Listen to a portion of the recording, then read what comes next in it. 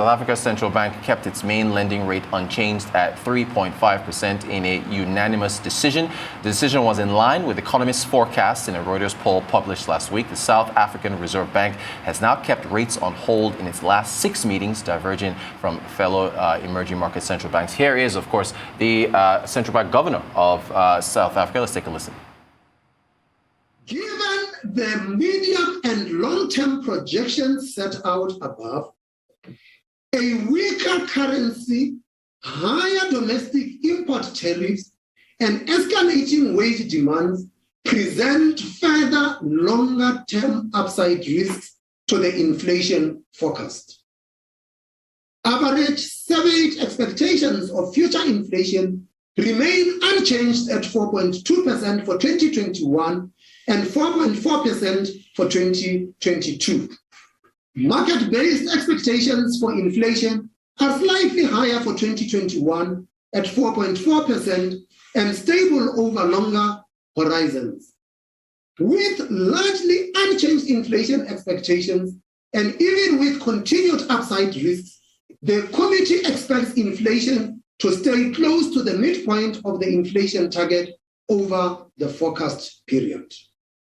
Against this backdrop, the MPC decided to keep rates unchanged at 3.5% per annum. The decision was unanimous.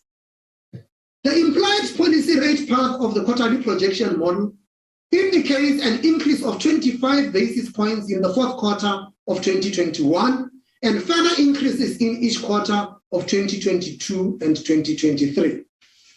These repurchase rate levels reflect a highly accommodative policy stance through the end of the forecast, keeping financial conditions supportive of credit demand as the economy continues to recover. The bank has ensured adequate liquidity in domestic markets and will continue to closely monitor funding markets for stress. In addition, regulatory relief provided to banks continues to support lending to households and firms. Better anchored expectations of future inflation could keep interest rates lower for longer and can be realized by achieving a stable public debt level, increasing the supply of energy, moderating administered price inflation, and keeping wage inflation low into the recovery. Such steps will enhance the effectiveness of monetary policy and its transmission to the broader economy. Buku Omoyeni, who's an economist with Vativa Capital, joins us to discuss further. Good morning to you, Buku, and thank you so much for joining us. So we just heard from South Africa's Reserve Bank governor there. What do you make of the decision? Good morning to you, Rotus, and thanks for having me. So the decision was well anticipated due to the fact that inflation is well anchored. If you look at inflation and interest rates, right? Although inflation is currently about 1.6% thereabout above the above the interest rate. So once you have once you have that kind of situation, that's what you call a negative real return. However, it's not so much, and considering the fact that for many African economies, recovery still remains the prime monetary objective. So we do actually see most of these economies reverting to another stance in the near term, because definitely look at South Africa, for example, in 2020 declined by about 7%, and it expanded by 1.2% as at Q2 2021. So we actually need to see more. We need to see more expansion in that to actually say that yes, we are returning back on the path of growth. And even we at Vativa, we see a minimum of 3.5% year-on-year recovery in 2021, and that is about half the contraction that occurred in 2020. So definitely, there's still need for more accommodative stance in order to drive home recovery. Considering also the fact that South Africa has seen some risks from the protest, that is the pro-Zuma protest, as well as other risks that are rising in that country. So there's need for the bank to remain accommodative in order to support growth. Thanks for that, Ibukun. You mentioned your forecast for growth. I think if we put those numbers up, they revised their forecast up to, I think, 4.2% from about 3.5, 3.6 for this year, 2021. So their forecast, that's the Reserve Bank's economic GDP forecast for South Africa. They are higher than yours. What do you make of, they're okay, actually 5.3%, excuse me. So there it is. So they're forecasting 5.3%, and the prior forecast was 4.2. Are they being too optimistic? Well, what do you make of their forecast there? Well, I believe the upward revision was due to the fact that South Africa rebased its economy, and definitely you could see, even from Nigeria's evidence, you could see that what is the rebasing of the economy tends to grow at a very fast pace. So obviously, right, forecasts are forecast, and we would actually need to wait to see the outcome.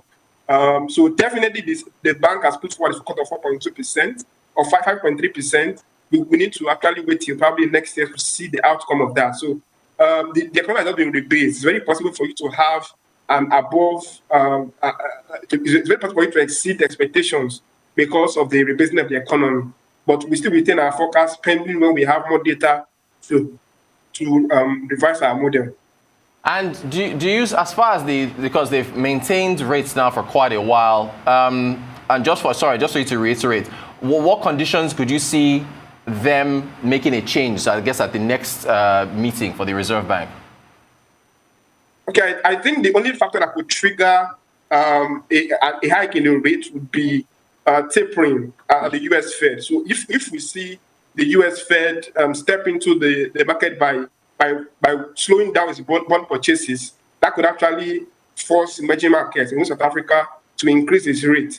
But as long as the current stance remains, where the Fed is trying to be cautious and trying to taper, we could actually see the South African Reserve Bank retain the repo rate at 3.5%, even until the end of the year. Great stuff. Okay, let's hop to Egypt now. I actually want to ask you about Egypt and Nigeria. Generally, we have the data there for Egypt tapping the Eurobond markets for 3 billion. This is the second time. 2-3 months ago, they asked for, they got 5 billion. Nigeria got 4 billion. What do you make of these emerging markets, heading back to the Eurobonds, capital markets to raise Eurobonds?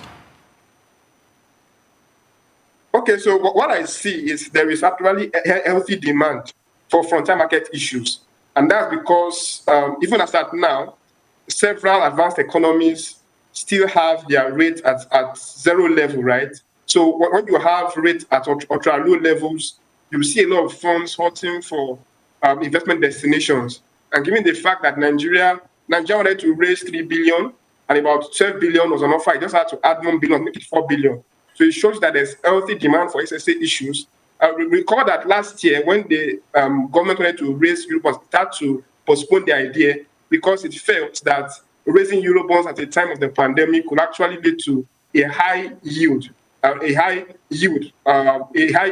request from investors, right? So he had to actually wait for a more convenient time. And looking at the fact that even on the global scale, you see that commodity prices have been improved.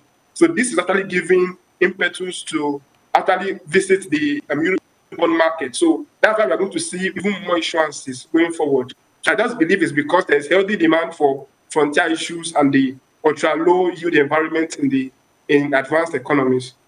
And are there any worries about debts with Egypt now? They raised 5 billion, come back for another 3 billion. Nigeria, in fact, intended to do 3 billion, but then added another 1 billion where they saw how much it was oversubscribed by. Are you worried about debts as you see all these emerging markets return to Eurobonds? Well, I believe debt is not really an issue. For most of these economies, they still have leeway to actually get more debt. However, for a country like Nigeria, the issue there is actually debt servicing to revenue. So if you look at Nigeria and South Africa, let me just use that scenario. Nigeria, even before the rebasing of the economy, South Africa had a very high debt to GDP. But if you look at its debt service to revenue, it was very modest at about 20%. So that shows you that the government actually service its debt. But in the case of Nigeria, with a 90% debt service revenue, that shows you that it has to sacrifice a lot of its revenue in order to pay debt. coupled with the fact that the Naira is currently falling, right? If you look at the fact that last year it was around 360 before it was devalued, 305 before it was devalued twice, and now it's around 413 Naira to the dollar thereabout. So once you have a depreciating Naira, that would actually increase the Naira value of the debt servicing, and that would actually impact the debt servicing to revenue ratio. So for Nigeria, it has to actually embark on reforms to ensure that it has, of course, a unified exchange rate so that we can have portfolio inflows that would stabilize the country, right? Unlike Egypt has actually embarked on its reforms, and that is why it's actually benefiting from improved investors' demand. So looking at Egypt and Nigeria, right? Egypt is one investment destination that foreign investors always look forward to because of the fact that it has implemented those reforms on time. So Nigeria also has to take that step to implement reforms that would actually attract foreign investment. Great stuff. Let's quickly move to South Africa. We're just in South Africa, but aviation. What do you make of South African Airways returning to the skies? And then the IATA warning on BTA fraud in Nigeria. But let's take South Africa first. I want to get your thoughts. Okay, so in South Africa, customary with publicly run enterprises, right? There's always an issue of inefficiency. And this has not just reflected in the South African Airways, but also in Eskom, which is the power company of South Africa, given the fact that there is underinvestment in infrastructure, and that has actually led to a lot of operational inefficiencies, right? So that's what we are just seeing here. And even with the fact that they are coming on stream now, that's because, of course, there had to be private involvement, right, in the SAE. A lot of governments actually invest enough in all this infrastructure in order to maintain it and sustain it and run it sustainably, right? So that's the reason why we are having such hitches. There was a time where, for about 8 years running, the SAE was always returning a loss. So actually, once you have private individuals come into play, that will actually help to improve the efficiency of running the airline. So that's what we see for SAE. Thanks, Ibuku. We've actually run out of time. I would have loved to ask you your thoughts on other issues, but great conversation. Ibuku Omoyeni, economist with Vetiva Capital. Thanks so much for joining us.